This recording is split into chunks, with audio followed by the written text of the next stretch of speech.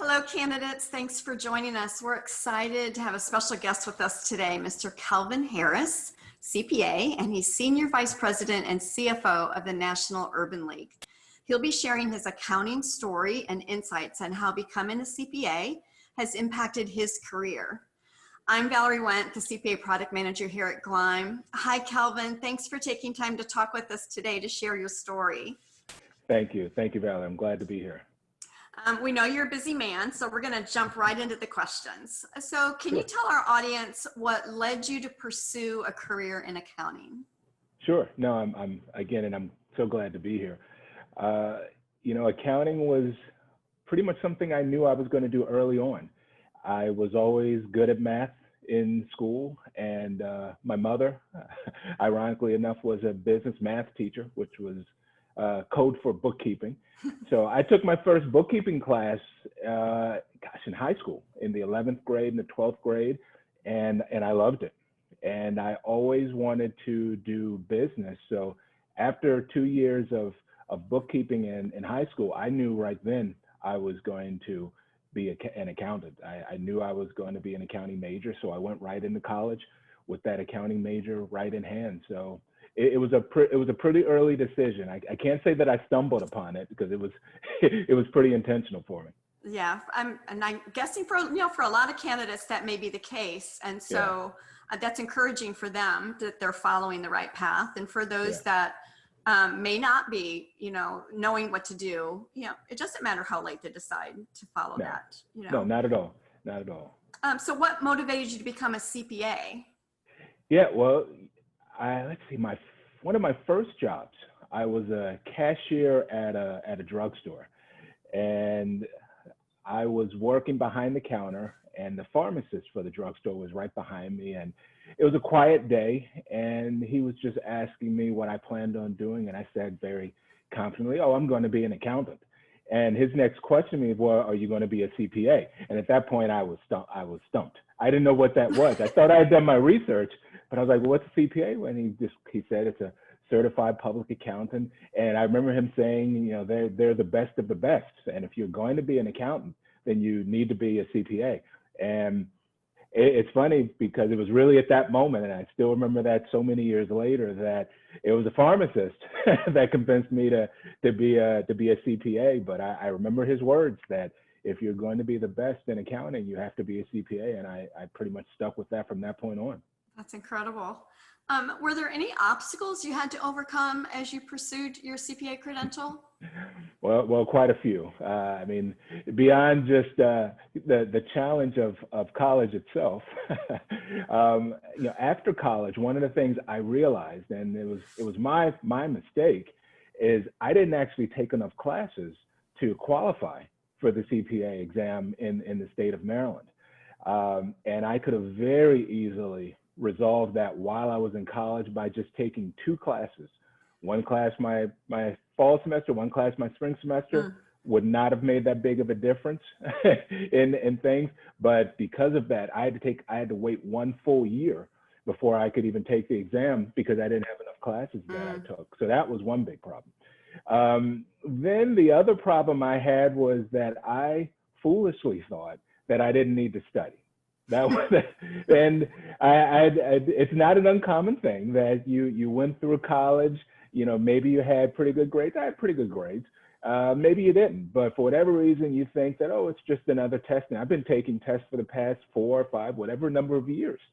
No, that's not the case. The CPA exam is different. Totally different, yes. Totally different. And I learned that pretty quickly. But my other mistake was thinking that, well, that was just one bad exam. And then I failed again. So I won't say how many times I failed, but I will say this.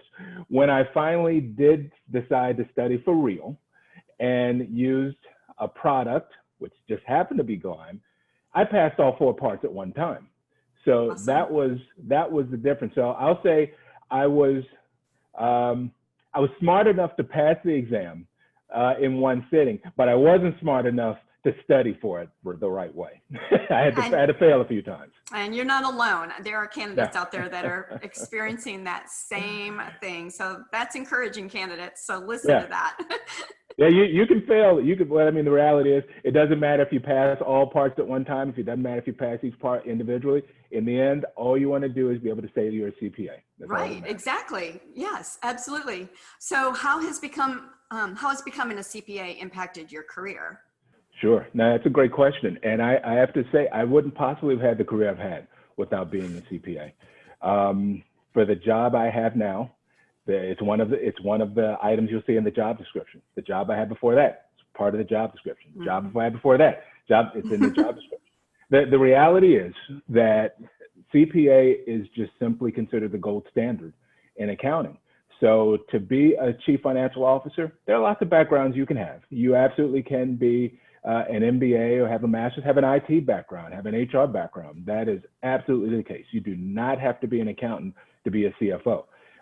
However, the vast majority of companies, at least from my experience, would prefer that their CFO be a CPA. So it's not required, but it's certainly preferred. So I'm hard pressed to say that the last, 4, maybe 5 jobs, they may not have been available for me if I didn't have my CPA. So I still would have had a good career, I'd like to think, but it certainly wouldn't have been to the level that it is now without that CPA. Yeah, it's such good advice. That's really spot on.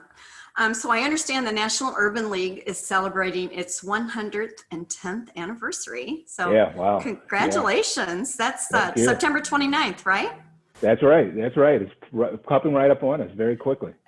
So you're currently Senior Vice President and CFO. So tell us about the type of work your organization is involved in.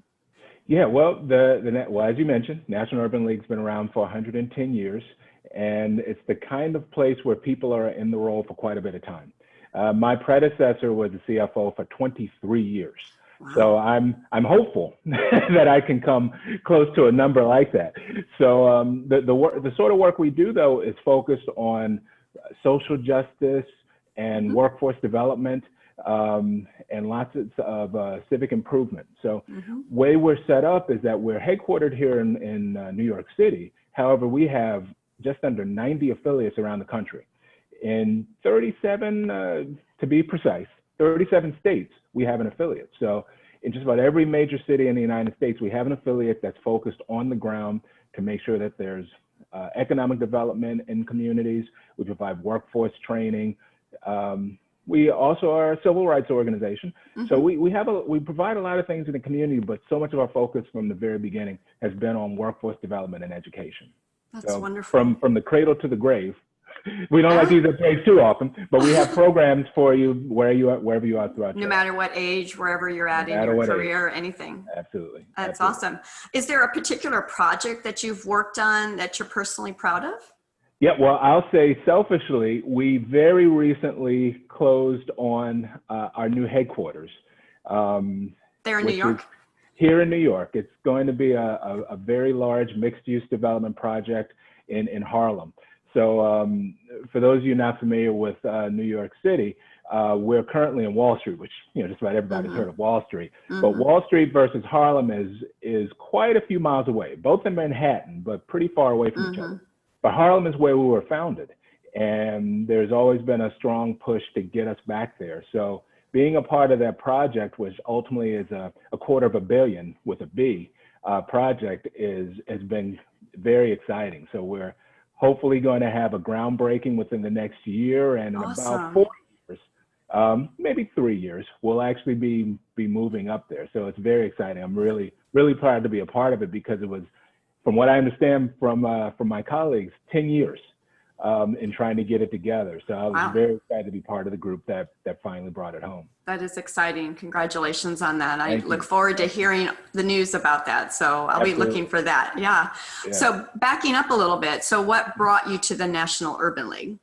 Yeah, well, I'm a Marylander. I grew up in just outside of Washington, D.C., and after college, I spent all of my years either working in Washington, D.C. or Baltimore, Maryland. But the National Urban League just suddenly had the opportunity for the CFO. And as I mentioned, my predecessor was in the job 23 years. I didn't know it at the time, but for where my passion lies, the opportunity at the National Urban League was one that I just simply had to apply for. Of course. Yeah. Admittedly, I was pretty late in the game. I didn't really, a very good friend of mine who I used to work with down in Washington, D.C., forwarded the job information to me, and I applied, and well, I'm here. So it did turn out So very it worked well. out. Yeah. It worked out. I'll say it was probably the longest interview process of my career, but it's the sort of thing when it's all said and done, you understand, because if you have your predecessor there, if my predecessor's been here for over 2 decades, you want to make sure that you've really brought in the right person. So I was very flattered and honored. So this is my first time, other than college, living outside of Maryland, but I have to say I'm so glad to be here. You know, and I take something away from what you just said there, that you had a friend forward you this position. Yeah. And, you know, there's a lot to be said for your network and people making recommendations for you, because they may know you better than you know yourself. Oh boy, that's such a great point. And as it turns out, the friend I'm referring to was at an organization called NeighborWorks America. They do fantastic work in housing. And I was the controller there, gosh, almost 15 years ago. Time flies. But she and I worked together, and my very first experience as a CFO was at NeighborWorks America. I was the interim CFO while they were bringing in folks. So she was for about a year what reported to me, but she's now the CFO herself. So, look at that. Awesome. Right. So because of the respect they have for NeighborWorks, they reached out to her and asked if she was interested in the job, and she said, "Well, no. To your point, I'm not interested, but I have a guy that you should talk to." And she recommended me, and then it just went on from there. The rest is history. Ironically enough, as it comes to small world, as I met with my now boss, the CEO of the Urban League, he mentioned various people that he asked if I knew, and I knew them. But also, fortunate for me, there were also people that knew him very well, and he could just ask offline and get good feedback about me. So you're absolutely right. You know, your network is very important. It's always good to have people who will say good things about you. Now, of course, you have to do good work to do that. But there's no doubt. You know, I was certainly qualified for the role. But for a national search like this, there were a lot of other people who were qualified for the role. So for all I know, there may have been one person in my network who said the right thing to my boss and convinced him that, you know, I think I'll take Calvin instead of this other person. You just never know. So that network is very important. Most definitely. So have you always, I know the National Urban League is a nonprofit. Have you always been drawn to nonprofits? Have you worked for other nonprofits? Yeah, I'll say the majority of my career is in the nonprofit space, but that's not at all what I wanted to do out of college. So, you know, sometimes you have this plan on what you're going to do in college, and then your interest and your skill and your passion sometimes goes in a different place. I was in Atlanta. That's where I went to college. And at the time, I got an offer to work with Arthur Andersen, big accounting firm, doesn't exist anymore, but it was a big 5 firm before it became a big 4. Right. And I had an offer to work with them in Atlanta. But I really wanted to come back home, and unfortunately, my mother was ill. She passed away many years ago, so I thought it was just best to come back home to Maryland. But I honestly didn't want to work in Washington D.C., which is where I'm from. I'm from Maryland, but I was closer to Washington D.C. than Baltimore because I didn't want to work in D.C. because I was convinced if I worked in Washington D.C. office, all I would do was government and nonprofit work. I didn't want to do that. You didn't want anything to do with that. I didn't want anything to do with that. So I said, here's what I'll do. I'll go to Baltimore, which is still not that far away from Washington, D.C. And in Baltimore, I'm sure I'll do lots of corporate work. Well, as luck would have it, the very year I joined Arthur Andersen in Baltimore was the year they got the audit of the state of Maryland, along with a few other nonprofits. So Baltimore office became a hub for nonprofit work. So and there you were. I think it was just meant to be, because as it turns out, I loved doing the work.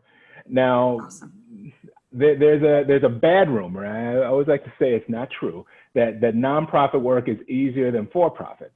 I've done a bit of both because I've done some consulting over my years.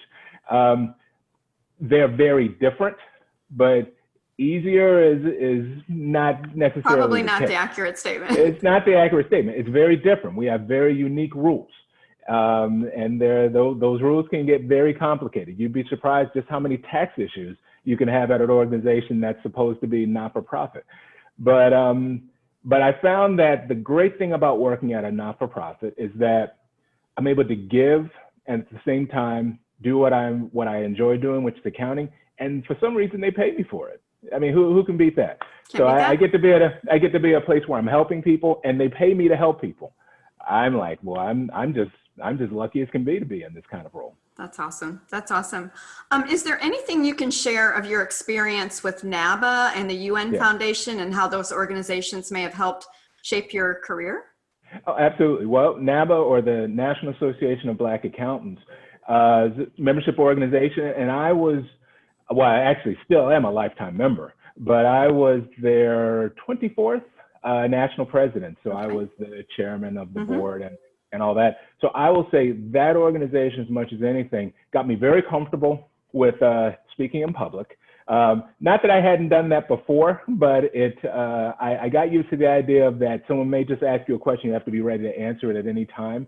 It got me very comfortable asking for suggestions, asking for help, sometimes asking for money, which you have to do in the nonprofit space. So it also helped me understand that, particularly when it comes to accounting, the problems and the challenges we face in the profession, they really don't differ by geography. I mean, maybe this part of the country has this challenge, this part, but in many cases, accounting is accounting, the profession is a profession, and we want to make the profession as a whole stronger. Most definitely.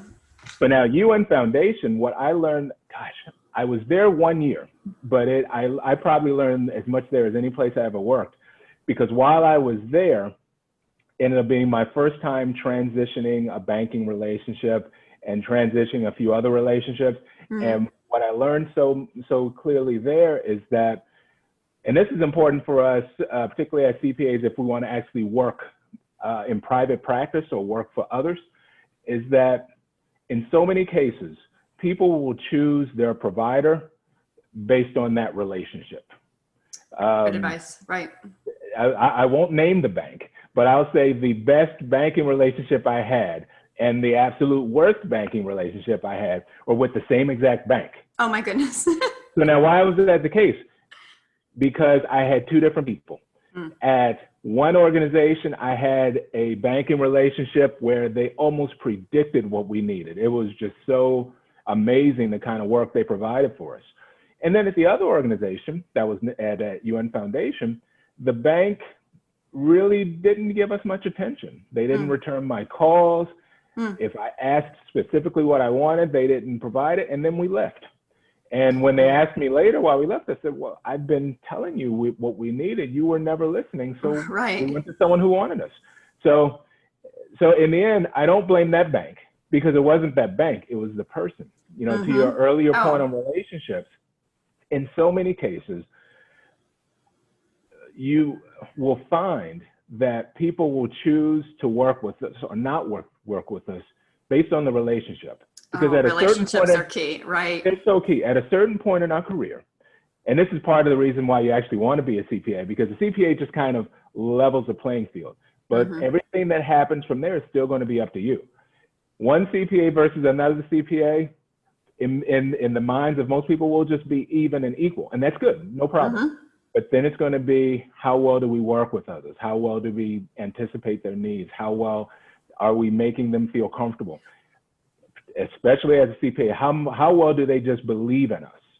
I'll tell you what I learned. If there's one thing I've learned as a CFO, number one, have a great staff, because you can't do anything without good people working with you and for you.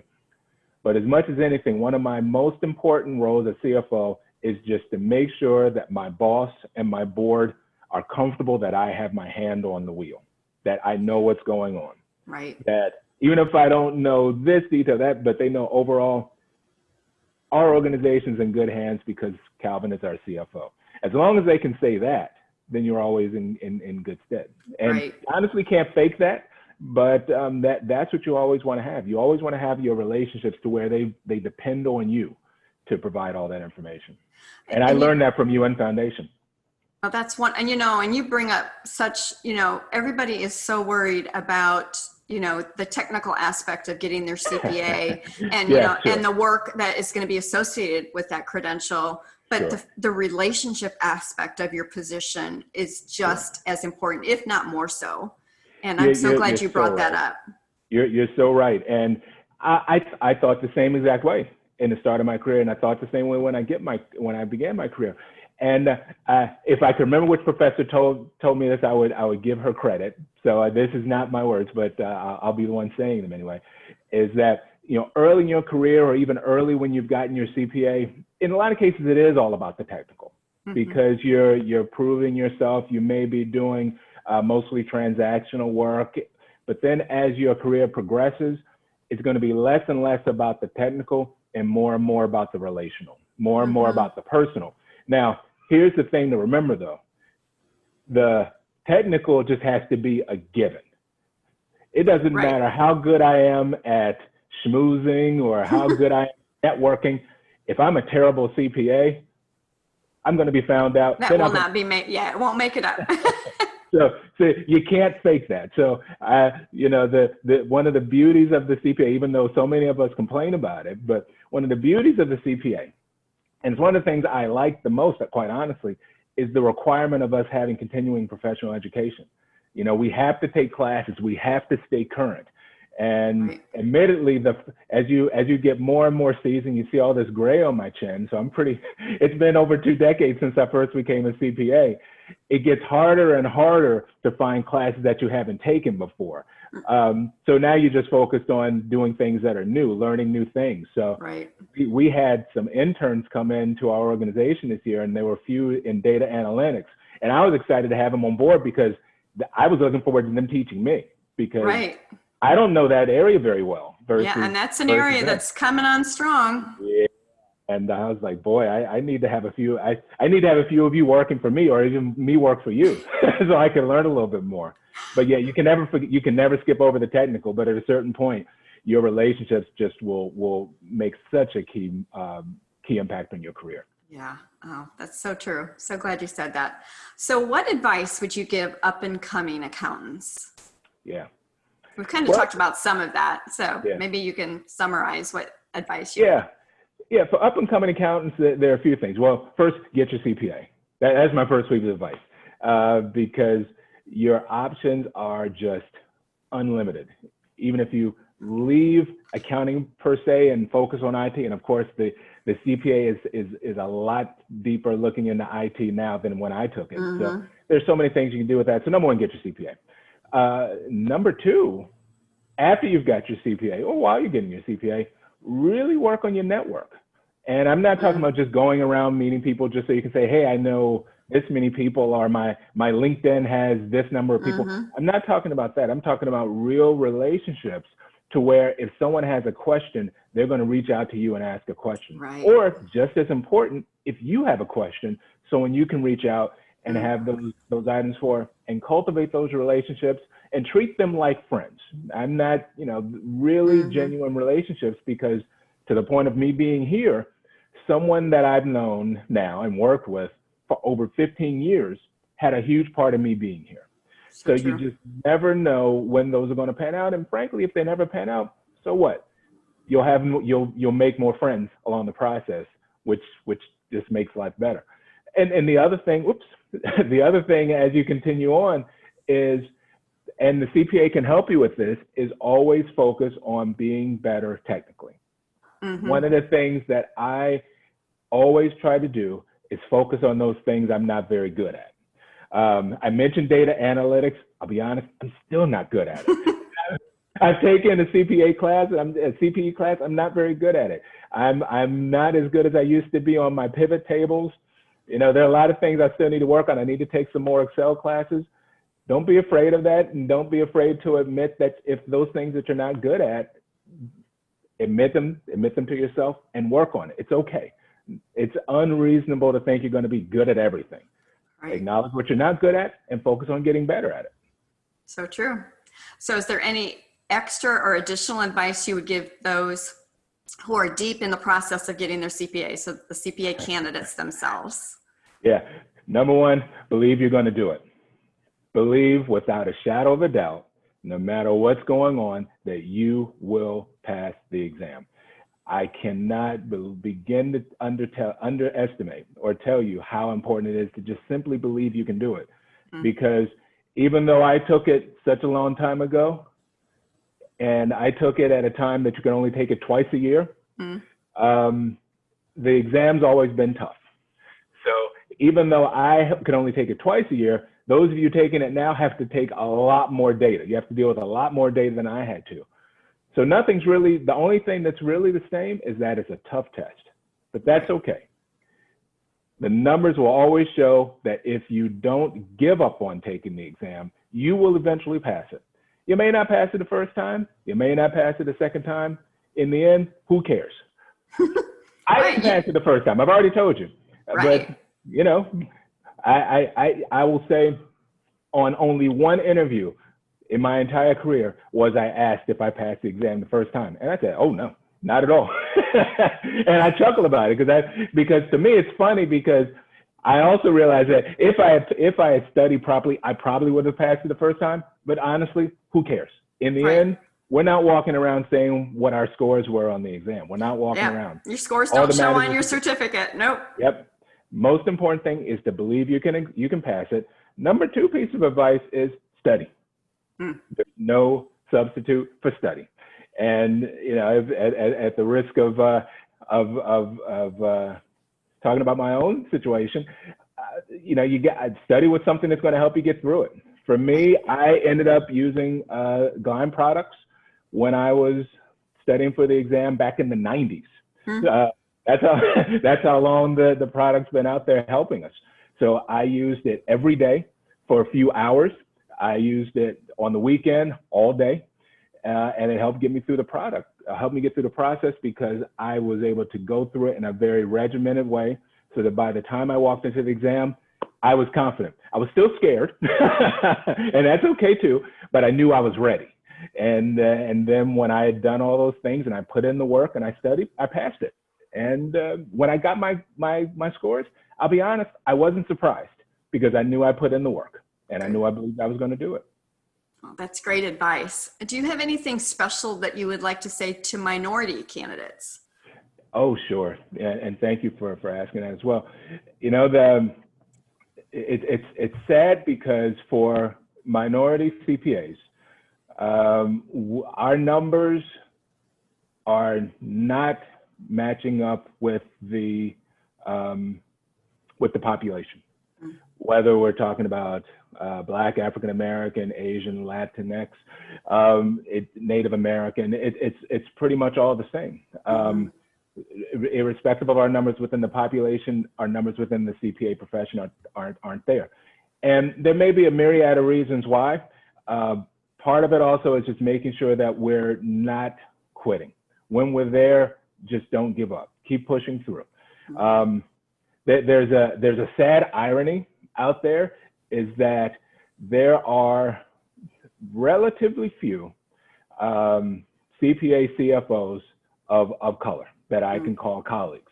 That's unfortunate, although in a sad sort of way, it can sometimes provide additional opportunities for us. But it's not about anyone like me having more opportunities. It's about us making sure the profession as a whole is better. And it's important for those of you who just happen to be a minority candidate, a candidate of color, to not give up, because there are plenty of us who have been where you've been, and it was tough. I won't kid you. It'll be tough, but you can do it. And as long as you believe you can do it, lean on the people who have been there before, you'll get through it. And once it's done, you only have to pass it all once. That's right. You only have to do it once, and then you get to go on with your career. That's great advice. So thank you for sharing that. I'm sure they will all appreciate that.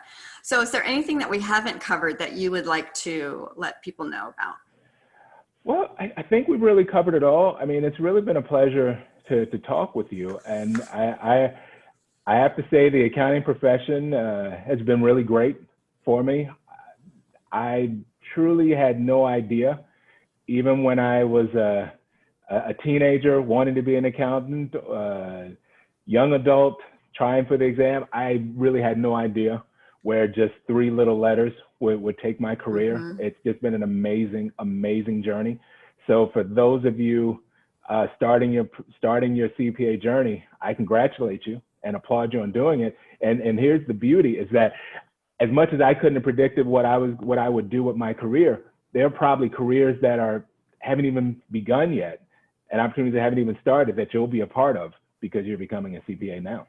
So Right. Congratulations. Well, Kelvin, thank you for sharing your experience with us. We've enjoyed hearing your story, and we'll let you get back to work. For you watching, leave any questions you have for Kelvin or about the CPA exam in the comments, and we'll be sure to get them answered for you. I would also suggest that you check out Glime's CPA exam guide for more tips on the exam. We'll leave the links in the comments for you to check out those resources. And if you want to learn more about the National Urban League, we suggest that you visit their website. We'll make sure to put a link to their website in the comments as well. Candidates, we wish you the best on your exam. Glime is here to help you prepare for success. And until next time, good luck studying, and we'll see you soon.